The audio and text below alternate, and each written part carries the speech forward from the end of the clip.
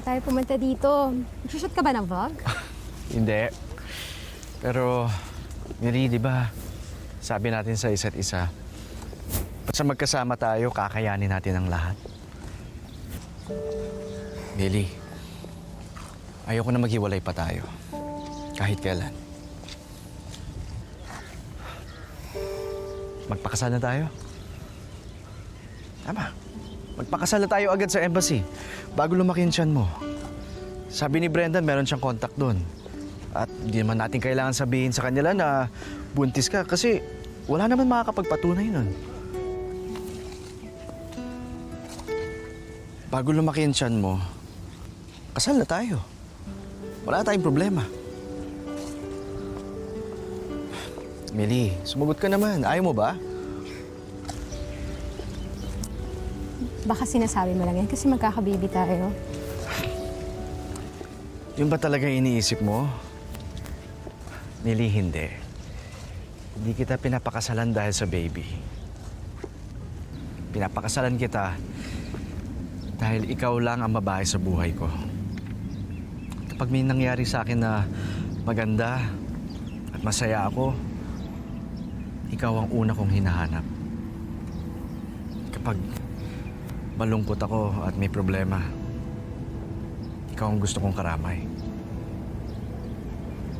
Matagal ko nang alam na ikaw lang ang babae para sa akin. At wala nang makakapagpasaya sa akin, kundi ang bumuo ng pamilya. Kasama ka.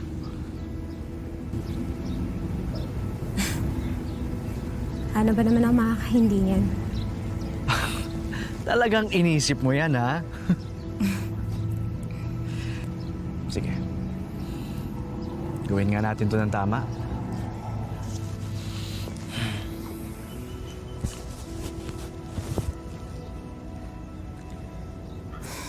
Millicent, will you marry me?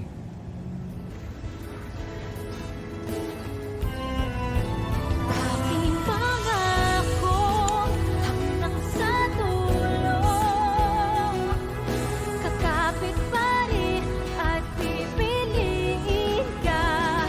Pangako hanggang sa tulong, lalaban tayo ng magkasama.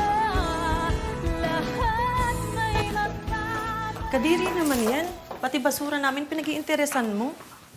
Eh, sigurado ka bang hindi pa kayo nagtapon? Oo nga, mamayang gabi pa yung koleksyon ng basura. Ano ba kasi hinahanap mo?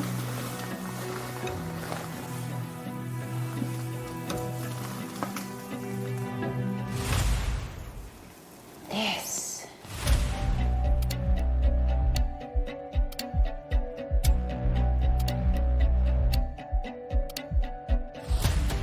Sinasabi ko na nga ba eh. Positive. Kanina kay Judy Lee? No? Kay Nili?